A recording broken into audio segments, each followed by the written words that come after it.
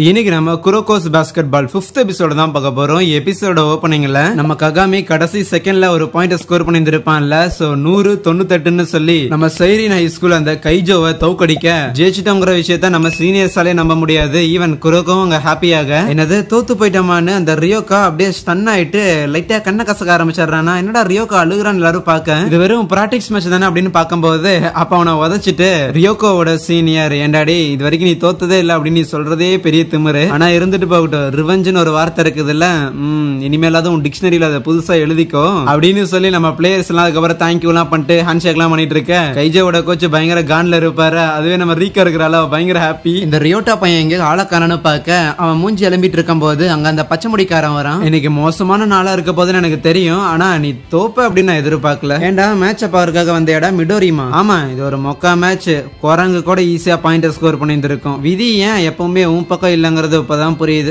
சரிடா middle school முடிச்சிருந்து ஒன்னும் பார்க்கவே இல்ல. அப்புறம் எப்படி இருக்கிற கை விரல்கள்ல இன்னும் அந்த டேப் சுத்துற பழக்கத்தை விடல போல. கூடவே நான் பாயிண்ட கிட்ட போய் எடுத்தா என்ன, தூரமா இருந்து எடுத்தா என்ன, பாயிண்ட் வந்தா போதும் தானே. அதனாலதான் ரியோட்டா நீ ஒரு மொக்க பீஸ்ன்னு நான் சொல்றேன். கிட்ட இருந்து ஸ்கோர் பண்றதுங்கிறதுலாம் பப்பா விளையாட்டு. உன்னால எப்ப தூரமா இருந்து ஷூட் பண்ண முடியுதோ அதுலதான் ஆக்சுவல் வேல்யூவே இருக்கு. உன்னால முடிஞ்ச வரைக்கும் உங்ககிட்ட இருக்கிற மொத்த எல்லா விஷயத்தையும் கொடுத்துட்டேன்னா மிச்சம் தேவைப்படுறத இயற்கையே கொடுக்கணுங்கிறத கேள்விப்பட்டதில்ல. அதனாலதான் நான் எப்பவுமே என்னால முடிஞ்ச எல்லா விஷயத்தையும் நான் பண்ணுவேன். ஈவன் இன்னைக்கு ராசி பலன்ல எனக்கு ராசியான ஐட்டம்ங்கிறத இந்த ஒரு தவளை பை தான் அப்படின்னு எடுத்து காட்டுவானா. இவன் என்ன பேசினாலுமே எனக்கு புரியாதுதான். ஆனா இந்த ஒரு கடைசி விஷயம் எனக்கு எப்பவுமே புரியறது இல்ல. ஜெனரேஷன்ஸ் ஆஃப் மிராக்கிளோட நம்பர் 1 ஷூட்டருங்கிறது இந்த மிடோரிமா பையன் தான். சரி என்ன மீட் பண்ண மாதிரியே அந்த குரோகோ பையனை போய் பார்க்க போறியா என்ன? அது முடியாது. அவனோட பிளட் டைப்ங்கிறது ஏ, என்னோட பிளட் டைப் பி.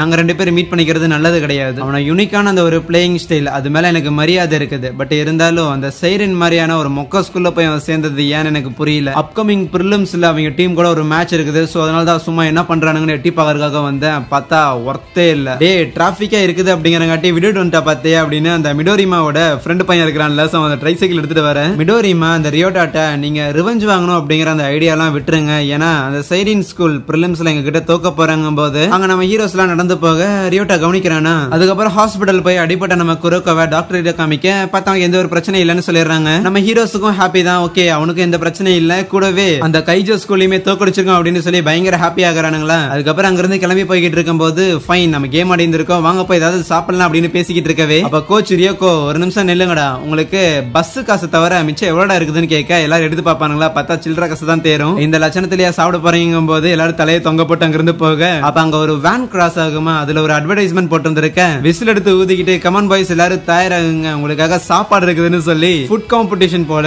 30 நிமிஷத்துல 4 கிலோ ஸ்டீக் சாப்பிட்டாகணும். ஆனா இதையெல்லாம் எங்களால சாப்பிட முடியுமான்னு தெரியலன்னு எல்லாரும் சொல்லும் போது ரீகோ என்னடே டெய்லி எவ்வளவு தூரம் உங்களை நான் ரன்னிங் ஓட வச்சுட்டு இருக்கிறேன், அதெல்லாம் எதுக்கு நினைக்கிறீங்கன்னு கேட்க அப்படின்னு அதெல்லாம் பாஸ்கெட் பாலுக்கு இல்லையா அப்படின்னு சொல்லிட்டு சாப்பிட ஆரம்பிக்கிறானுங்களா. பார்த்தா ஒரு பாயிண்ட் மேல முடியல. நம்ம குரோக்கோ எல்லாம் கொஞ்சம் சாப்பிட்டு ஓகே போதுமானது அப்படின்னு சொல்லிடுறானா. மத்தவங்களும் முடிஞ்ச அளவுக்கு ட்ரை பண்ணி பார்ப்பாங்க. பட் சுத்தமா முடியாது. ஓகே நம்ம காசு கட்டி தான் ஆகணும்னு பார்த்துட்டு இருக்கேன். மக்களே நீங்க சாப்பிட மாட்டீங்க அப்படின்னா அந்த பிளேட்டை எனக்கு தரீங்களான்னு நம்ம ககாமி பார்த்தா இருக்கிற எல்லாத்தோடத்தையும் வாங்கி சாப்பிட்டு லைக் அவங்க எல்லாரையும் பில்லு கட்ட விடாம காப்பாத்தி விட்டு இருந்திருக்கான். கடையை விட்டு வெளியே வர குரோக்கோ அங்க ரியோட்டாவை மீட் பண்றானா. ஒரு நிமிஷம் பேசலாமா உடனே கேட்க அதுக்கப்புறம் மத்தவங்க எல்லாம் கடையில இருந்து வெளியே வரும்போது கடைக்காரர் திருப்பி மட்டும் வந்துடாதீங்க சாமின்னு கெஞ்சுறாரு. ஓகே ஃபைன் மொத்தமா சாப்பிட்டாச்சு கிளம்பலாமா. ஆமா இந்த குரோக்கோ பையன் எங்க அப்படின்னு திரும்பி பார்க்க ஆளை காணோம். 2 பேரும் ஒரு பிளே கிரவுண்டுக்கு வந்திருக்காங்க.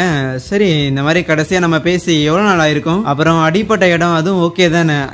ஆக்சுவலி மிடோரிமாவை நான் இன்னைக்கு பார்த்தேன். அவனா ஆனா அவனுக்கும் எனக்கும் அந்த அளவுக்குல ஒன்னும் பெரிய பழக்கம் கிடையாது. அது எனக்கும் தெரியும். பட் இருந்தாலும் அவனோட லெஃப்ட் ஹேண்ட் ஷூட்டிங் அது ஒன்னும் ஜோக் இல்ல. அது உனக்கே தெரியும் தானே. இன்னைக்கு நடந்த இந்த ஒரு பிராக்டிஸ் மேட்சை பாக்கறதுக்காக அவன் வந்திருந்தான். மேட்ச் தான் என்னாச்சுன்னு தெரியுமே. முதல்ல என்னன்னா நீ கூட சேர மாட்டேன்னு. அப்புறம் பார்த்தேன் மேட்ச்லயே நான் தோத்து போறேன். என் ஹை ஸ்கூல் லைஃபோட ஆரம்பமே ஒரே தப்பா போயிட்டு இருக்குது. ஆக்சுவலி நான் உன்னை கூப்பிடும் போது நீ எனக்கு ஓகே சொல்லுவேன் அப்படின்னு நான் எதிர்பார்க்கல. பட் இருந்தாலும் நான் சீரியஸா தான் கேட்டேன். அதுக்காக என்ன மன்னிச்சுடுன்னு குரோக்கோ சொல்லும் போது அவனும் பெரிய மேட்டர் இல்ல. ஆனா உங்ககிட்ட ஒரு விஷயம் கேட்டாகணும்.